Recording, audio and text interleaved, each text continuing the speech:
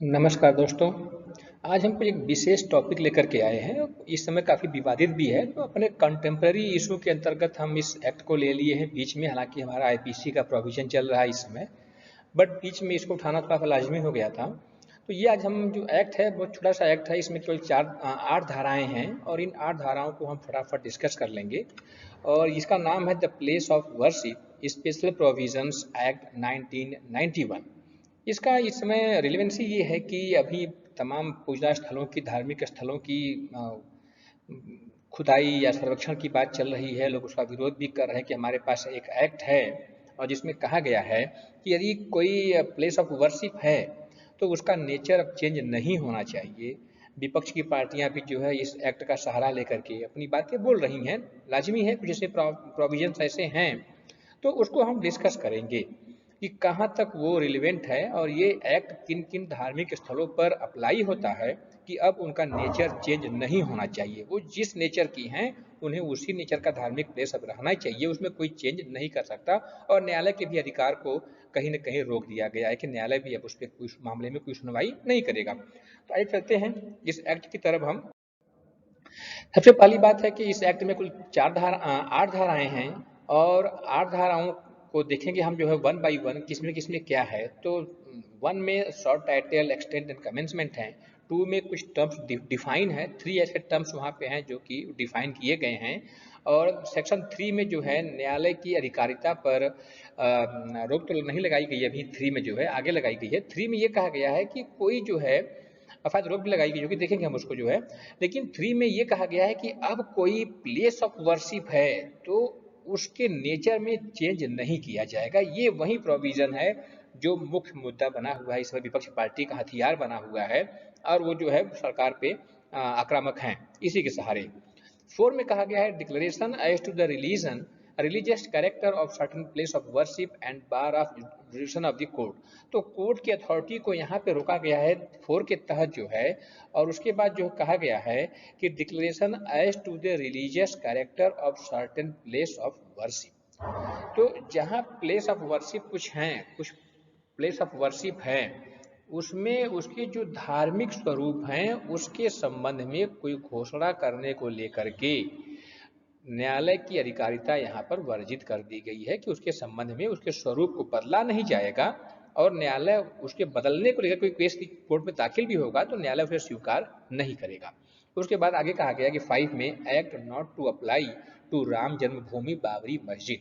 तो ये कि एक ऐसा केस था जो है राम जन्मभूमि का मामला, अयोध्या वाला मामला, जो कि इस अधिनियम के दायरे से बाहर कर दिया गया क्योंकि वो मामला ऑलरेडी सुप्रीम कोर्ट में चल रहा था और काफ़ी जो है बड़ा मामला था, तो इसलिए इस अधिनियम के दायरे से उसको निकाल दिया गया था। तो ये अधिनियम हमारा बाबरी मस्जिद विवाद पे लागू नहीं होता। नंबर 1।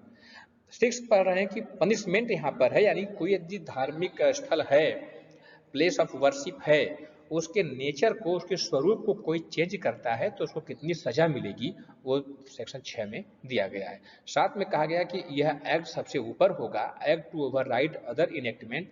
और 8 में जो है कुछ प्रोविजंस थे, कुछ पुराने एक्ट थे उसमें अमेंडमेंट किया गया था, बट ये धारा जो है 2001 में रिपील कर दी गई है। इसको हम देख लेंगे फटाफट।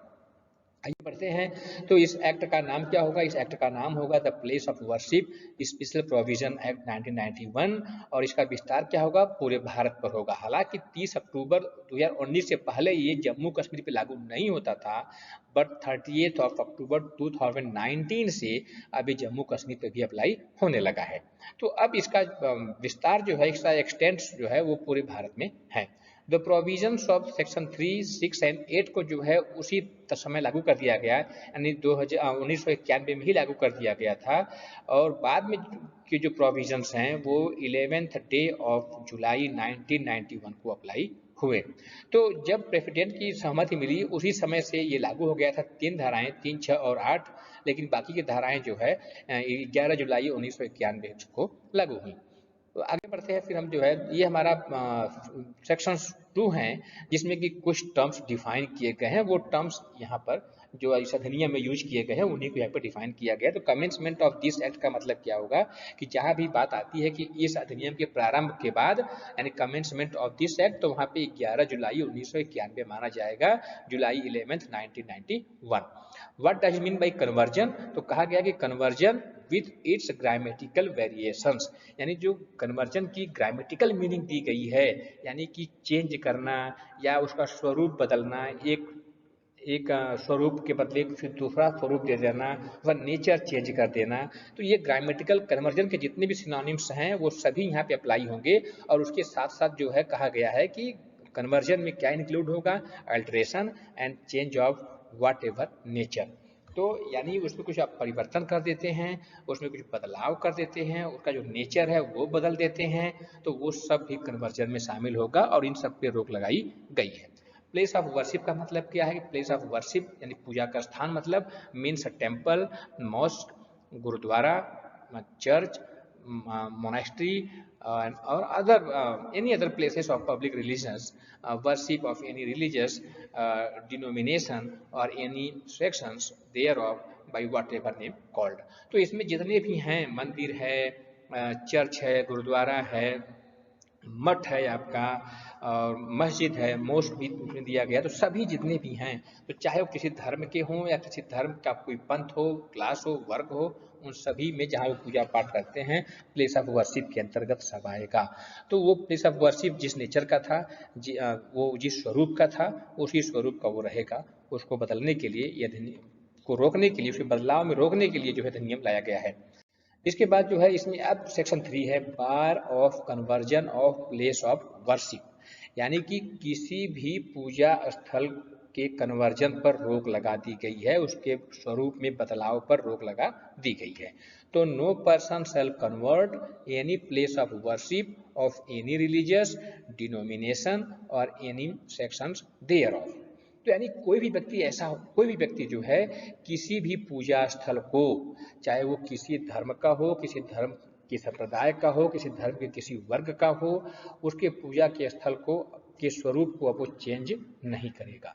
And into a place of, किसमें नहीं करेगा, into a place of worship of different section of the same religious denomination. तो उसी धर्म के किसी संप्रदाय के अलग वर्ग में अगर वो चेंज नहीं कर सकता, यानी कि यदि वो मान लो मस्जिद है, वो मस्जिद सुन्नी संप्रदाय का है, तो वो उसको इस तरह चेंज नहीं कर सकता कि वो शिया का हो जाए। या हिंदुओं का यदि जो है वो शैव संप्रदाय का है, तो अब उसको जो है वैष्णव संप्रदाय में चेंज नहीं कर सकता। तो इसी तरह, या अगर मंदिर है तो मस्जिद में चेंज नहीं कर सकता, गुरुद्वारे में चेंज नहीं कर सकता। तो या तो एक धर्म के स्वरूप को कि फिर दूसरे धार्मिक स्वरूप में भी चेंज नहीं कर सकता, या उसी धार्मिक स्वरूप के एक संप्रदाय के कि फिर दूसरे संप्रदाय के स्वरूप में चेंज नहीं कर सकता। तो दोनों चीजों पर जो है ये रोक लगा दी गई है। सेकंड बोल रहा है कि of a different religious denomination और एनी सेक्शन देयर ऑफ। तो उसी धर्म के उसी एक ही धर्म में कई संप्रदाय होते हैं, तो एक संप्रदाय से दूसरे संप्रदाय के स्वरूप में भी चेंज नहीं कर सकता, या एक धार्मिक स्वरूप से दूसरे धार्मिक स्वरूप में भी चेंज नहीं कर सकता। सेक्शन 3 जो है ये यहाँ पे रोक लगा दी गई है। 4 में कहा गया है कि declaration as to the religious character of certain place of worship and bar of jurisdiction of court. तो कोई भी प्लेस जो है वो विशेष धार्मिक स्वरूप का है या नहीं है, इसका डिक्लेरेशन कौन करेगा, ये सेक्शन 4 के माध्यम से कहा गया है। यानी सेक्शन 4 ने ही कुछ ऐसे प्लेस को डिक्लेयर कर दिया गया है कि this is the place of worship. किसको कहा गया है?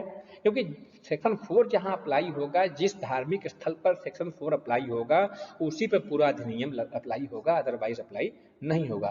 तो सेक्शन 4 जो है इंटरप्रिटेशन के पॉइंट ऑफ व्यू से हमें डिस्कस करना होगा कि क्या जो है अभी जो विवाद चल रहा है ज्ञानताबी मस्जिद का, या जो विवाद मथुरा का चल रहा है, तो क्या वो प्लेस ऑफ वर्शिप के अंतर्गत आता है या नहीं आता है। तो सेक्शन 4 ही डिक्लेयर करेगा कि कौन कौन से प्लेस जो है प्लेस ऑफ वर्शिप में आते हैं, कौन कौन से नहीं आते हैं, और उसके संबंध में कोर्ट के पास कोई अधिकारिता नहीं होगी। तो क्या कहा गया है? कहा गया कि it is here by declared that the religious character of a place of worship existing on the 15th day of August 1947 shall continue to be the same as it extended on that day। तो इसका that means कि 15 August 1947 को कोई पूजा का स्थल जिस nature का था वो उसी नेचर का रहेगा और उसी पर यह अधिनियम अप्लाई होगा।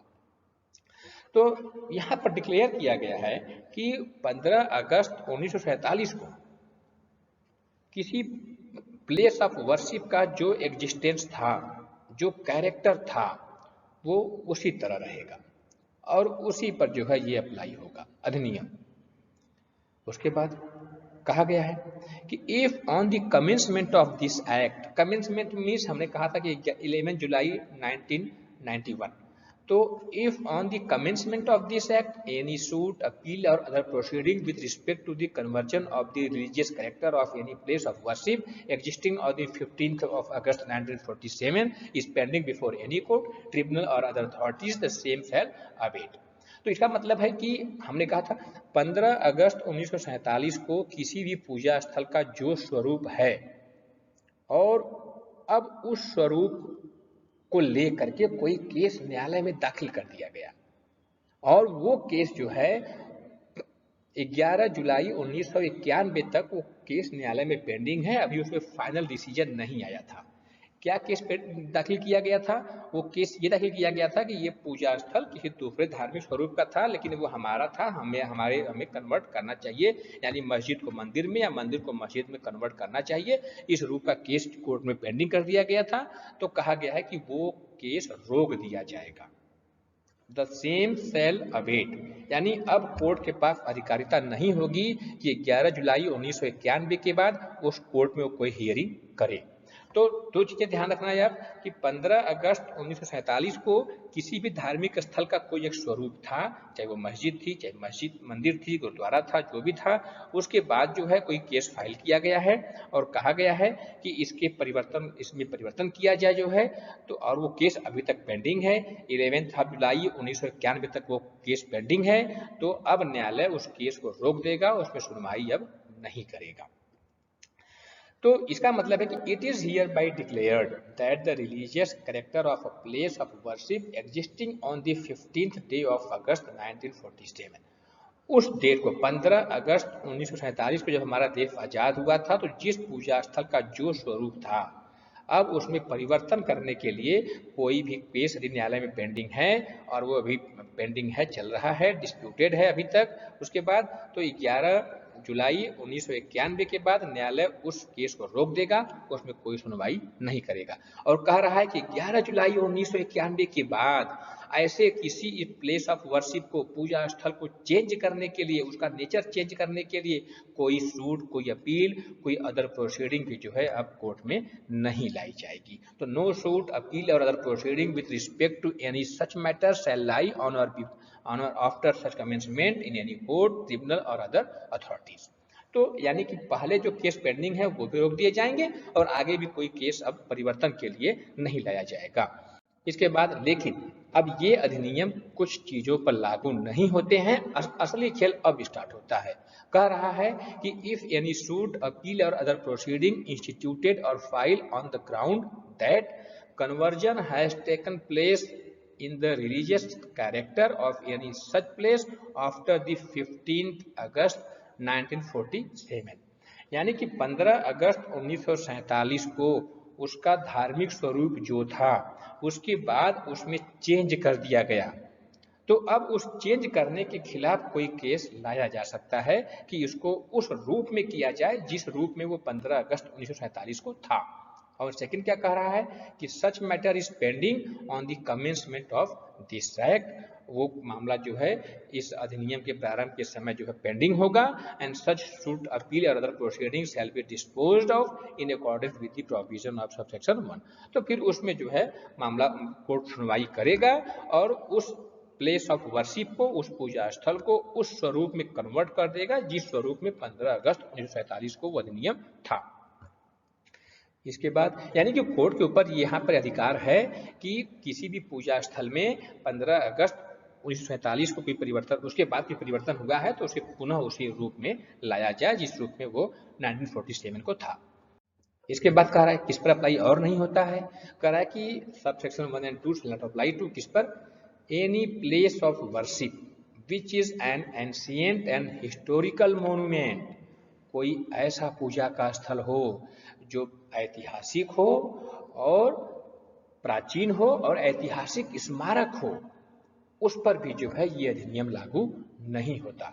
तो कोई ऐसा पूजा का स्थल है जो बहुत प्राचीन काल से हो और ऐतिहासिक स्मारक हो, उस पर भी ये अधिनियम लागू नहीं होता। अब प्रश्न यह उठता है कि क्या बाबरी मस्जिद जो ज्ञानवापी मस्जिद है, क्या वो प्राचीन है, क्या वो हिस्टोरिकल मोन्यूमेंट की परिभाषा में आती है?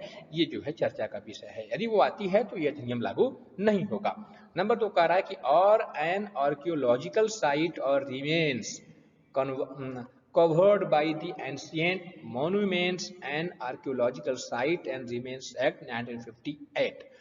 तो एक ऐसा एक्ट है हमारे पास, ancient monuments and archaeological site and remains act 1958, जो ये अधिनियम के तहत जो बहुत प्राचीन ऐतिहासिक स्मारक हैं उसको जो है इस अधिनियम के तहत संरक्षण प्रदान किया गया है, तो उस पर जो है ये एक्ट लागू नहीं होगा। इसका मतलब है कि यदि हम ताजमहल पे केस करते हैं कि ये जो है इसका धार्मिक स्वरूप बदला जाना चाहिए, तो हम केस कर सकते हैं, क्योंकि वो ताजमहल जो है इस अधिनियम के तहत आता है, वो प्राचीन और ऐतिहासिक स्मारक है, तो उस पर यह अधिनियम लागू नहीं होता।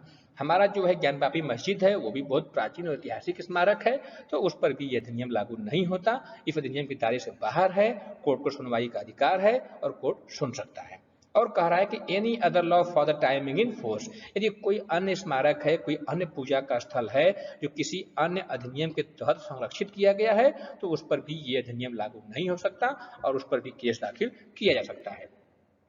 तो इन सब पे जो है कोई भी जो है एनी सूट अपील और other proceeding finally decided settled और disposed of by the court tribunal और other authorities before the commencement of this act, ये जो है एक प्रोविजन ऐड भी है कि इस पर भी यह एक्ट अप्लाई नहीं होता। किस पर? कोई ऐसा सूट है, कोई ऐसा अपील है, कोई ऐसी अदर प्रोसीडिंग है जो कि 11 जुलाई 1991 को फाइनल हो गई थी। कोर्ट ने उसमें डिसीजन दे दिया था, अब केवल इन्फोर्स कराना है उसको, तो वो इन्फोर्स कराया जाएगा, उस पर भी अधिनियम लागू नहीं होगा। यानी कि किसी भी पूजा स्थल को चेंज करने का कोई मामला कोर्ट में लाया गया था और 11 जुलाई 1991 को से पहले ही कोर्ट ने उसको डिसाइड भी कर दिया था, तो अब उस पर भी अधिनियम लागू नहीं होगा। कोर्ट के डिसीजन का जो है फॉलो किया जाएगा और वो जो है चलेगा, एग्जीक्यूट होगा और ये अधिनियम उसको रोकेगी नहीं। इसके बाद कह रहा है सी, डी और ई 3 है, ये भी कह रहा है किस पर लागू नहीं होगा ये एक्ट जो है, तो any dispute with respect to any such matter settled by the parties amongst themselves before such commencement. तो 11 कमेंसमेंट डेट क्या हमारी है? 11 जुलाई 1991। तो 11 जुलाई 1991 हमारी कमेंसमेंट है। उस डेट से पहले यदि किसी मैटर को लेकर डिस्प्यूट था, पक्षकारों ने समझौता कर लिया था, तो उस समझौते के आधार पर भी जो है मामला कोर्ट में चल सकता है कि समझौता सही हुआ था, सही नहीं हुआ था, या उस समझौते के आधार पर उसका प्रवर्तन इन्फोर्समेंट कराया जा सकेगा और ये एक्ट वहाँ अप्लाई नहीं होगा। तो जिस मामले में कोर्ट ने डिसीजन दे दिया है, जिस मामले में पक्षकारों ने समझौता कर लिया है, उस मामले में भी जो है ये अधिनियम लागू नहीं होगा। उसके बाद कह रहा है कि any conversion of any such place effected before such commencement by acquiescence, तो जहां पर कोई ऐसा व्यक्ति है जिसके पास राइट था उसमें चेंज करने का, जो उससे फेमिलियर था, परिचित था, उसको राइट था, तो उसके द्वारा कोई कन्वर्जन किया गया है, तो उस पर भी ये अधिनियम लागू नहीं होगा। उसके बाद कह रहा है कि any conversion of any such place affected before such commencement which is not liable to be challenged in any court tribunal और other authorities being barred by limitation under any law for the timing in force. तो यदि कोई changes किए गए हैं, इस अधिनियम के प्रारंभ से पहले कोई चेंजेस कर दिए गए हैं और अब जो है टाइम बार्ड हो गया। लिमिटेशन एक्ट के तहत जो है किसी भी केस को लाने के लिए एक स्पेसिफिक टाइम पीरियड होता है, उस टाइम पीरियड में आपने केस नहीं लाए हैं, टाइम बार्ड हो गया है, लिमिटेशन एक्ट लागू हो गया है, तब भी आप केस नहीं ला पाएंगे। यहाँ पर चीजें कही गई हैं। इसके बाद आगे कहा गया है section 5 act not to apply to Ram Janmabhoomi Babri मस्जिद। तो राम जन्मभूमि बाबरी मस्जिद के मामले में ये अधिनियम लागू नहीं होता है। तो एनी सूट अपील और other proceeding relating to the said place or place of worship, तो उसके संबंध में ये अधिनियम लागू नहीं होगा। 6 पनिशमेंट की बात कर रहा है, यदि कोई किसी प्लेस ऑफ वर्शिप को कन्वर्ट कर देता है तो उसे 3 साल की सजा होगी, या कन्वर्ट करने का अटेम्प्ट करता है तभी फिर सजा 3 साल की होगी, साथ में फाइन भी होगा। और या किसी को उकसाता है, अबेट करता है, या क्रिमिनल कॉन्स्पिरेसी करता है किसी के साथ कि इस प्लेस ऑफ वर्शिप को कन्वर्ट किया जाए जो है, तो 3 साल की सजा उसके लिए भी रखी गई है और साथ में फाइन सबके लिए कहा गया है। 8 में कहा गया है कि act to override other enactment, जितने भी इनेक्टमेंट हैं उस सब पर जो है इसको ओवर कहा गया है, इसको सुप्रीम अथॉरिटी मिली है। The provisions of this act shall have effect notwithstanding anything inconsistent therewith contained in any other law for the timing in force और any instrument having effect by virtue of any law other than this act. तो यदि कोई deed है, कोई instrument है, कोई bill of exchange है, किसी के थ्रू जो है कोई अदर राइट दी गई है जो कि इस एक्ट को प्रभावित करता है, तो ये एक्ट प्रिवेल करेगा और कोई एक्ट इसके सामने प्रिवेल नहीं करेगा। सेक्शन 8 हमारा है, इसको रिपील कर दिया गया है। इसके द्वारा पहले क्या था कि 1951 में एक अधिनियम था, उसके कुछ प्रोविजंस को अमेंड किया गया था, लेकिन 2001 में जो है इस अधिनियम को ही रिपील कर दिया गया। तो सेक्शन 8 अब रिपील हो गया है, इसमें कुछ है नहीं। अब ओवरऑल की बात करते हैं कि ये कहना क्या चाह रहा है, तो ओवरऑल हम कह सकते हैं कि ये एक्ट कहाँ अप्लाई, ये एक्ट सबसे पहले तो ये कहना चाह रहा है कि जो धार्मिक पूजा स्थल हैं उसके नेचर में, उसके स्वरूप में आप परिवर्तन नहीं कर सकते। 15 अगस्त 1947 को जो उसका स्वरूप था वही स्वरूप रहना चाहिए। लेकिन यह एक्ट किस पर अप्लाई नहीं हो रहा है, तो मैंने जो अध्ययन किया है उसके आधार मैं कह सकता हूं कि this act is not apply on title of any land और वर्शिप प्लेस। तो किसी वर्शिप प्लेस पर किसी का टाइटल है, अधिकार है, ऑनरशिप है, तो उसको उसके आधार पर वो केस कर सकता है, ये अधिनियम उसको नहीं रोकता है। तो ये केस वहां पर स्वामित्व के आधार पर, ऑनरशिप के आधार पर केस कर सकता है और उसको लेने के लिए डिमांड कोर्ट से करेगा। तो अभी जो मथुरा वाला केस है वो इसी क्लॉज के अंतर्गत आता है। ये मेरा जो है क्लॉज नहीं है, ये मैंने बाहर से लिखा है, तो इसी के अंतर्गत आता है, क्योंकि वहाँ पे ऑनरशिप की बात चल रही है कि जो वहाँ पे मस्जिद है बनी हुई है, उन्होंने कहा है कि ये मस्जिद जो है कृष्ण जन्मभूमि स्थान का जो है हिस्सा है, उसी के ऑनरशिप में होनी चाहिए, तो उसको दे दिया जाए। उसके बाद कहा गया है कि this act emphasised that the nature of a place of worship as on 15 August 1947 shall remain the same. तो 15 अगस्त 1947 को जिस नेचर में जो प्लेस ऑफ वर्शिप था उसे उसी नेचर में होना चाहिए, ये बात यहाँ पर कही गई है इस अधिनियम के माध्यम से। लेकिन now the question is, who will determine what was the nature of the place of worship on that day. 15 August 1947 को किसी पूजा स्थल का क्या नेचर था, क्या स्वरूप था, कौन डिसाइड करेगा? यदि where people of two different religions consider a place of worship to be a different nature, then this act should not be applicable in such a case also. तो यहाँ पे दो विभिन्न धर्म वाले हैं, वो मानते हैं कि ये मंदिर है, दूसरा मानता है कि ये मस्जिद है, यानी कि उस डेट पर उसका नेचर ही डिस्प्यूटेड है, डिसाइड नहीं है। तो नो डाउट कोर्ट डिसाइड करेगा कि वो किस नेचर का है, वो क्या है, नंबर 1। नंबर 2 जो है, तो वहाँ भी ये एक्ट अप्लाई नहीं होगा। पार्टी जो है उसका नेचर डिसाइड करने के लिए कोर्ट में जा सकती है कि इसका नेचर क्या है, मंदिर का है कि मस्जिद का है, क्योंकि उसका नेचर 15 अगस्त 1947 को ही क्लियर नहीं था। और लास्ट मैंने क्या लिखा है कि where a dispute regarding the nature of a place of worship exist before 15 August 1947 this act shall also not apply. तो ये सेकंड का ही पार्ट है, तो उसी डेट पर अगर उसका नेचर ही डिस्प्यूटेड है तब भी वहाँ ये एक्ट अप्लाई नहीं होगा। यानी कि 15 अगस्त 1947 को उसका नेचर डिस्प्यूट है, पक्षकारों में विवाद है, पहले से कोई केस पेंडिंग हो या ना हो अलग बात है। कोई केस पेंडिंग है तो कोई दिक्कत, तो ये लागू होगा ही नहीं। अगर कोई केस पहले से पेंडिंग है तो ये लागू होगा ही नहीं। लेकिन यदि कोई केस पेंडिंग नहीं है, पक्षकारों में विवाद है, दोनों पार्टियां वहां जाती हैं, पूजा भी होता है, नमाज भी पढ़ी जाती है, तब उसका नेचर डिसाइड करने के लिए केस दाखिल किया जा सकता है। तो धन्यवाद। इसी के साथ हमारे साथ बने रहिएगा और इसी के साथ हम जो है नए नए इशू उठाते रहेंगे। बट हमारा अब जो नेक्स्ट लेक्चर होगा वो IPC का होगा, उसको भी आप देखते रहिएगा। धन्यवाद।